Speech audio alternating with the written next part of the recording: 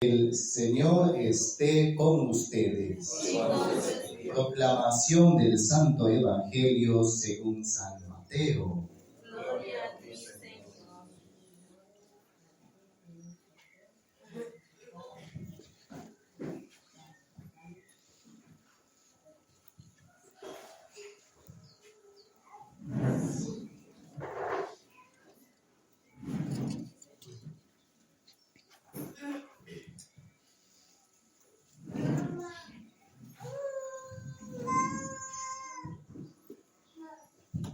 En aquel tiempo envió Jesús a los 12 con estas instrucciones: vayan y proclamen por el camino que ya se acerca el reino de los cielos. Curen a los leprosos y demás enfermos. Resuciten a los muertos y echen fuera a los demonios. Gratuitamente han recibido este poder, ejérzanlo pues gratuitamente. No lleven con ustedes en su cinturón monedas de oro, de plata o de cobre. No lleven morral para el camino, ni 2 túnicas, ni sandalias, ni bordón, porque el trabajador tiene derecho a su sustento. Cuando entren en una ciudad o en un pueblo, pregunten por alguien respetable y hospédense en su casa hasta que se vayan. Al entrar, saluden así: que haya paz en esta casa. Y si aquella casa es digna, la paz de ustedes reinará en ella. Si no es digna, el saludo de paz de ustedes no les aprovechará. Y si no los reciben o no escuchan sus palabras, al salir de aquella casa o de aquella ciudad, sacudan el polvo de los pies. Yo les aseguro que el día del juicio, Sodoma y Gomorra serán tratadas con menos rigor que esa ciudad.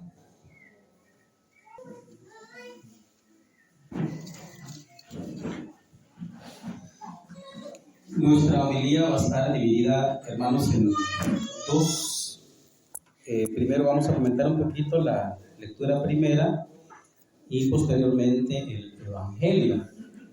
Por supuesto que hay muchos puntos que hablar ahí y mucha enseñanza que podemos aprender, pero vamos a enfocarnos en uno. En el caso de la primera lectura, lo que quería o lo que quiero proyectar y enseñar es la convivencia, el perdón, ¿verdad? Porque ya sea entre familia o entre comunidad, entre grupos, siempre surgen problemas porque solemos, como estamos heridos por el pecado original, a veces nos hacen daño y a veces nosotros hacemos daño. Entonces, en esta línea va a ir la primera parte de la predicación. Primero comentarles un poquito la historia de José. Espero que ustedes lo sepan, que es una historia para mí muy conocida. La historia de José es dramática, es muy dolorosa, pero la parte final, o lo que conocemos como el desenlace, digamos, también es muy bella.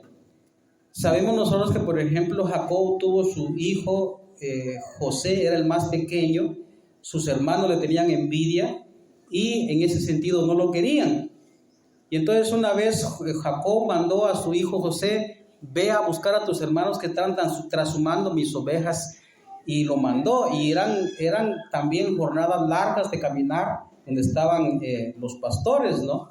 Entonces se fue José, y los hermanos que le tenían tanta envidia a su propio hermano de sangre, entonces lo querían matar.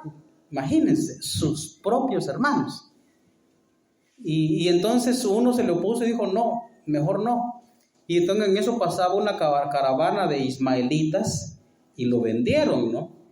Y entonces José se fue vendido para Egipto. Los ismaelitas lo vendieron también a Egipto, ¿no? Y allá estuvo también él como esclavo. Ahorita la esclavitud es de otra manera, pero ya esclavitud como en aquel tiempo no hay. Pero en eso también pasaron muchos problemas ahí José, ¿no? Entonces resulta que también tuvo que pasar por una prueba de la mujer del faraón que le estaba seduciendo, Y él, pues no queriendo eso, pues se dejó que lo metieran a la cárcel otra vez. Pero en eso el faraón tuvo unos sueños muy raros. Él no sabía cómo entender. Que aparecían unas vacas gordas y unas vacas flacas, y las vacas flacas se comían a las gordas. ¿Y eso qué significa? Y aparecía una espiga también horrorosa y otra espiga pues bonita, y la espiga horrorosa se tragaba a la espiga bonita. Y entonces el faraón no sabía qué hacer, convocó a todos los adivinos del reinado del faraón y nadie supo interpretar. Y entonces recordaron que José había interpretado los sueños a unos que estaban encarcelados, entonces lo mandaron sacar. Y le interpretó los sueños al faraón, resulta que eran unos años de sequía, 7 años, y los años de abundancia que hubieron precedentemente, el año de sequía. Entonces, como era tanta la sequía que no se iba a sentir la abundancia que había venido, y entonces prácticamente iba a pasar un hambre espantosa, ¿no? Entonces José interpretó eso al faraón, y entonces le dijo al faraón: entonces mire, mi señor tiene que colocar a alguno que sepa mucho de administración para que junte, para que almacene todo el grano, y entonces para que los años de hambruna que vayan a haber no se vayan a tragar a todo lo que hubo en los años de prosperidad. Y entonces el faraón le dice: pues ¿quién más sensato que tú, que me has interpretado semejante sueño? Y entonces lo colocó frente a su casa. Por eso parecía el Salmo, no aquí. Y entonces, bueno, esa es la historia de José, ¿no? La historia de José. Y en eso, como llegó los años de hambruna, es decir, pasaron 7 años, y después vinieron los años de hambruna. Entonces resulta que toda la gente llegaba a Egipto porque sabían que ahí había grano, ¿no? O como en el caso de nosotros, pues maicito y frijolito, Y entonces todos los países llegaban. Eso también llegó el hambre a Canaán, donde estaba Jacob y todos sus hijos, y tuvieron también necesidad de ir a buscar grano, a buscar comida, si no se iban a morir. Y entonces van a los hermanos, y entonces cuando José se da cuenta que sus hermanos, solo que sus hermanos no reconocieron porque él estaba vestido así de egipcio, ¿no? Con el cabello largo y con toda la pintura que le ponen en el rostro, y bueno, de Egipto, ¿no? Y entonces se los trata un poquito mal, pero actúa por dolor. Entonces los acusa de espías: ustedes son espías del país. Y entonces vienen los hermanos, le comentan la historia y le dicen, cosa que no querían decir, pero le dicen: tenemos un hermano menor. Y entonces José manda llamar al hermano menor porque él quería conocerlo, porque era su hermanito, ¿no? Y por eso los apresa. Y ahorita la historia, ahí continúa la historia de hoy. Entonces donde uno de ellos le empieza a explicar, tus siervos le contaron esto y esto a mi señor, decía José, ¿no? Y entonces si traemos al hermanito y nuestro padre entonces no lo recupera, lo vamos a matar de dolor.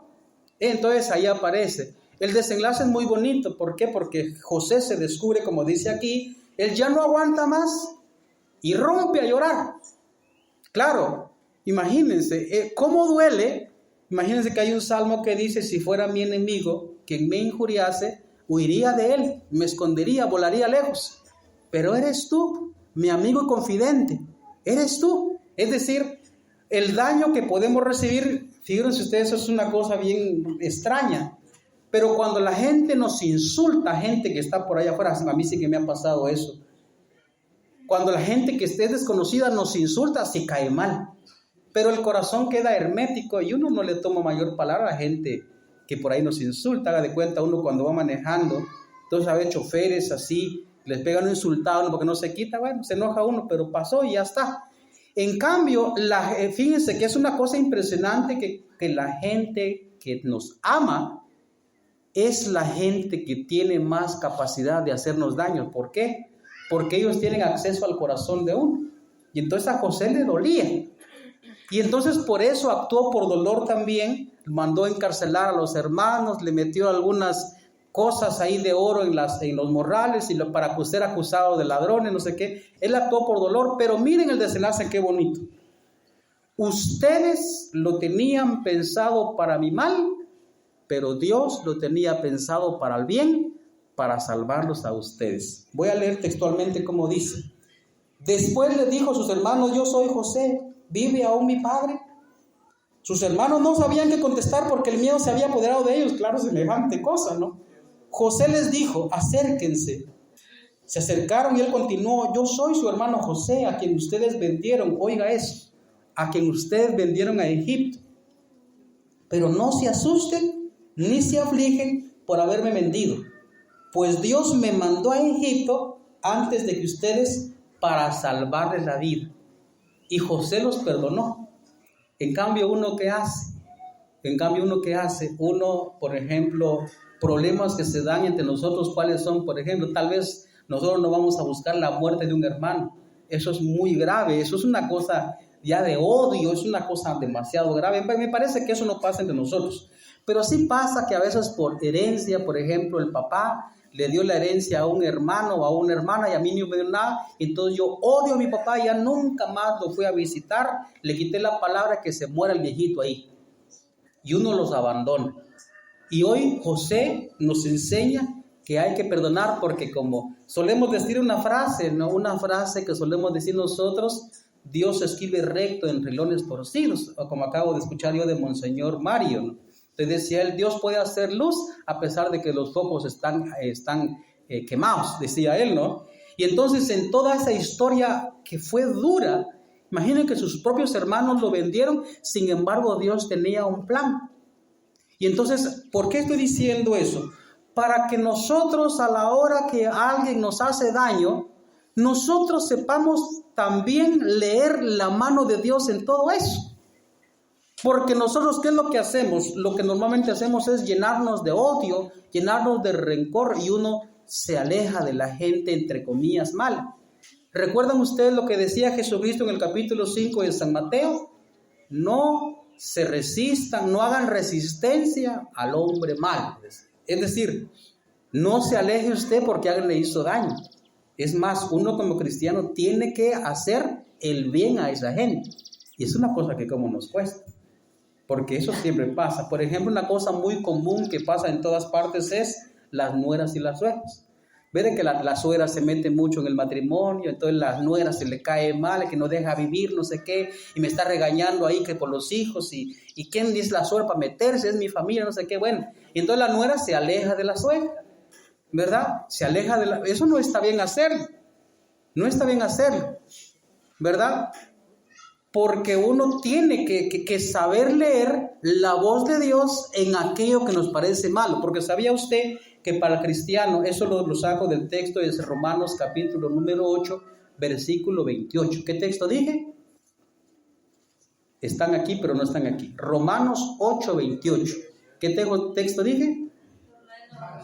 8, 28.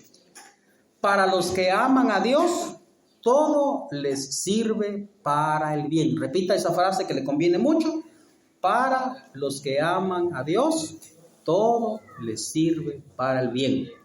Y entonces, a pesar de que nos hicieron mal, eso lo puede usar uno para el bien. Terminamos con esta parte, con esa historia maravillosa de José. Le aconsejo que lo lea detenidamente. Es muy bonita esa historia para aprender mucho. Y eso también se puede aplicar perfectamente a Cristo. No lo vamos a hacer aquí, pero se puede aplicar perfectamente a Cristo. Segundo, el Santo Evangelio, escuchamos las primeras instrucciones que Dios le da a sus elegidos. Solo voy a mencionar algunas, porque también al mismo tiempo es cierto que los sacerdotes somos elegidos de parte del Señor muy particularmente. Eso es verdad. Pero también aquí todos nosotros hemos sido elegidos. Levante la mano, ¿quién está bautizado? Todos, ¿verdad? Por consiguiente, todos somos elegidos. Siéntase usted dichoso porque usted es elegido por Dios. La elección da alegría. Y lo digo de esta manera un poquito cursi, perdonen ustedes. Pero por ejemplo, yo les acabo de decir de que yo me quería casar, ¿no? Entonces yo tuve una novia, ¿no? Y entonces uno de hombre, cuando uno se enamora de una chica, y la chica resulta que en medio de que mi cara no me ayuda, los dientes los tengo así pues como no sé qué, y bueno, no soy muy bonito que digamos, sin embargo ella me eligió. Es que había otros hombres más guapos y a mí me eligió, y entonces uno ven que uno se siente, no sé qué también sentirá la chica que cuando se enamora de un chavo y el chavo le hace caso, es que se fijó en mí y eso da alegría. No sé si usted siente eso, si usted es elegido por Dios. usted es bautizado, usted es elegido por Dios, tiene que sentir alegría. Amén. Tiene que sentir alegría. Bien. Ahora aquí están las instrucciones, primeras instrucciones que Jesucristo les da a sus apóstoles. Dice unas cosas muy raras. Les cuento, dice unas cosas muy raras. Porque cualquier persona, por ejemplo, un emperador, hoy estamos celebrando al emperador San Enrique, cualquier rey, siempre, por ejemplo, en el caso de nosotros hoy, ¿verdad? En el caso de nosotros hoy, por ejemplo, hay una empresa que tiene trabajadores y manda a sus trabajadores en largos viajes, por ejemplo, de estos camioneros. ¿Qué les da? Les da unos viáticos, así se llama, ¿no? Les da una cierta cantidad de dinero para que puedan comer en el camino. Y pues ellos también llevan sus propias provisiones para poder transitar. Por ejemplo, yo fui a Panamá en un viaje de 5 días. Entonces me contaba el chofer que era camionero. Y pues que entonces, imagínense, en esos largos caminos interminables, tiene que hacer paradas para poder comer, poder abastecerse y poder tener fuerzas. Pero aquí una cosa muy rara, eso lo hacemos nosotros los seres humanos. Cualquier rey hace eso también. Si envía a alguien, un subdelegado, entonces le tiene que dar provisiones. Pero mire cómo dice Cristo: no lleven con ustedes en su cintura moneda de oro, ni de plata, ni de cobre. ¿Cómo así? O sea que usted nos va a matar de hambre. Ven que está raro. Cuando uno lo lee, está acostumbrado a escuchar, pero uno no saca eso, que eso es muy raro. No lleven con ustedes en su cinturón moneda de oro, de plata o de cobre. O sea, pues, ¿usted quiere que nos muramos de hambre? No, evidentemente no. Dice: no lleven morral para el camino, ni 2 túnicas, ni sandalias, ni bordón para el trabajo, porque el trabajador tiene derecho a su sustento. ¿Saben por qué es eso? Se los voy a plantear de esta manera. Se trata de que el enviado de Dios tiene que tener absoluta confianza en la providencia de Dios, que Él es el que lo va a sustentar. En una ocasión, por ejemplo, ¿verdad? Gedeón es uno de los jueces. Entonces estaban atacando los amalecitas, y entonces Gedeón recibió la voz del Señor y le dijo: mira, vas a salvar a los israelitas de los amalecitas. No recuerdo si son los amalecitas o son otros, pero bueno, la cosa es que los estaban atacando, ¿no? Y entonces Gedeón reunió un ejército, como se dice en la Biblia, las huestes de Dios, ¿no? Un ejército. Y entonces cuando miró Dios eran muchos miles, y entonces dijo Dios: no está bien. Mejor, mira, pues vamos a reducir el ejército, porque si no, si ustedes van muchos y entonces pelean contra el enemigo, entonces ustedes pueden pensar de que porque son numerosos, entonces ustedes ganaron. Entonces no me van a reconocer a mí.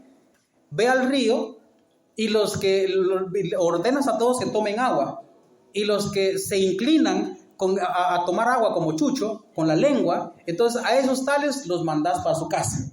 Y así lo hizo cabal. Había una cantidad, miles tomaron agua como chucho, ¿no? Con la lengua, ¿no? Y todo regresó a su casa. Y todavía quedaron 300 hombres. Y todavía dijo Dios: no, son muchos todavía. Entonces decirles que aquellos que tengan miedo que se regresen para su casa. Y se regresaron unos puchitos de hombres, fueron contra miles y miles de hombres. Entonces significa que esa batalla la ganó Dios, no la ganaron los israelitas. Eso es lo que significa que el enviado de Dios va a hacer el trabajo de Dios, y no por su propia fuerza, sino confiando plenamente en la misericordia de Dios, en la providencia divina. Y si me permite mi propio testimonio, ese soy yo. Les cuento un poquito mi historia. Cuando yo recibí el llamado del Señor, tampoco tenía nada. No les voy a contar todo porque es muy largo, pero yo sí vi la mano providente de Dios, porque habían 2 sacerdotes, el padre Jorge Mario Ávila, es mi paisano, y el padre Wilson Chicará. El padre Benjamín se va a sorprender de lo que voy a decir ahorita. Ellos estaban como vicarios de mi parroquia en Chimaltenango. Y los dos, y ahí se da cuenta uno cómo Dios utiliza a sus elegidos, porque Dios me habló a través de ellos, y los dos me dijeron, coincidieron exactamente las mismas cosas, y me dijeron los dos: lo que está de tu mano, hacelo, y lo que no está de tu mano, dejáselo a Dios, que Él lo va a sacar adelante. Y como decimos nosotros en Chapín, dicho y hecho. Yo hice cuentas de lo que tuve que gastar, por ejemplo, cuando me tocó irme al seminario. Pasé por pruebas grandísimas que no les voy a contar, pero sí tenía que pagar una deuda enorme que fue una prueba bastante grande. Yo ganaba en ese tiempo 1,300 quetzales al mes, era una nada, ¿no? Y tenía que pagar una deuda de 26,000 quetzales. Y entonces yo me sacrifiqué por pagar esa deuda para dejar a mi familia limpia. Pero después, cuando ya había salido yo de la deuda, yo eché cuentas, eché números. Yo no soy buen contador, no soy buen perito contador, pero eché números. Y resulta que lo que yo estaba gastando, pero porque yo estaba gastando, tenía que pasar mantención a mi familia, porque yo era el papá de mi familia en ese tiempo, tenía que pagar mis estudios porque estaba estudiando para ir al seminario, y tenía que pagar mis estudios también. O sea, era una cantidad bastante grande que tenía que pagar. Y a la hora de echar cuentas, cuando yo había salido de la pena, resulta que yo estaba pagando alrededor de 1,700 y 1,800 quetzales cuando estaba en esa deuda. Y entonces yo me asusté y dije yo, ¿y de dónde salieron los 400 quetzales de más? Porque si yo ganaba 1,300. Entonces yo me rendí a Cristo y dije yo, gracias Señor, porque tú me ayudaste en esto, porque estaba yo haciendo todo para hacer tu voluntad. Y eso es lo que quiere decir esto, que uno tiene que confiar plenamente en la providencia divina, que Él va a sustentar al elegido. Usted, por ejemplo, puede ser catequista, puede ser familia misionera, y usted se va a otros lados a predicar el evangelio, a compartir a Cristo. Yo le garantizo con mi vida que no se va a arrepentir, porque ahí va a estar la mano providente de Dios. Este hombre que le está hablando lo ha vivido. Y eso es lo que significa. Hay otras cosas que son interesantes de compartir. Cuando ustedes entren en un pueblo, pregunten por alguien respetable y hospédense en su casa hasta que se vayan. Al entrar saluden así, que haya paz en ustedes en esta casa. Y si aquella casa es digna de paz, aquí se refiere a una ciudad.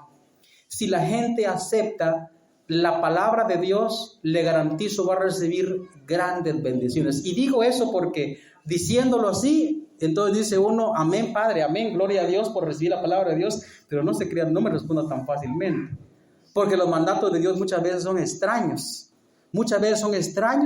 y va a mandarnos Dios, ¿verdad? Cosas que de pronto van a chocar con nuestros criterios, con nuestra convicción, con el razonamiento. Nosotros nos va a mandar cosas extrañas. Por ejemplo, si le doy mi testimonio, yo me quería casar, tenía con quien, había chicas que me amaban, no estaba yo mendigando amor femenino, gracias a Dios tuve. Y sin embargo Dios me dijo, pues no te quiero casado, te vas y vas a ser padre. Y yo, no, yo quiero novia. Y el Señor, el Señor jala para allá y el Señor jala para acá. Y entonces una cosa así, a veces Dios nos va a mandar cosas como muy raras, que van a contradecir nuestro corazón, van a contradecir nuestra cabeza, y es por eso que se dice aquí, si allí hay gente de paz. Bueno, ya no redundo más, pero ojalá que nosotros también nos sintamos enviados por Dios y nos sintamos también nosotros acompañados de su providencia, que no nos va a faltar absolutamente nada. Él va a estar con nosotros siempre, siempre, siempre. Terminemos nuestra homilía, vamos a resumir lo que hemos dicho. Hemos hablado en la primera lectura de que hay gente que nos va a hacer daño, puede ser la misma familia, de hecho siempre es la misma familia, pero nosotros tenemos que tener la capacidad de sacar bien del mal que nos ha hecho. Y segundo, el Señor da sus primeras instrucciones a sus apóstoles, y una de las primeras cosas que he hablado es que nosotros confiemos en la providencia divina. Significa que Dios va a sustentar nuestra vida, nunca nos va a faltar nada. El Señor pues nos acompañe en nuestra misión de llevar el reino de Dios a todos los lugares y a todos los rincones. A nosotros como sacerdotes, pero a usted también como bautizado, como familia, como catequista, como visitador de enfermos. Bueno, no sé qué cargos tiene usted, pero todos tenemos esa misión. Yo le garantizo que no va a faltar nada. Amén.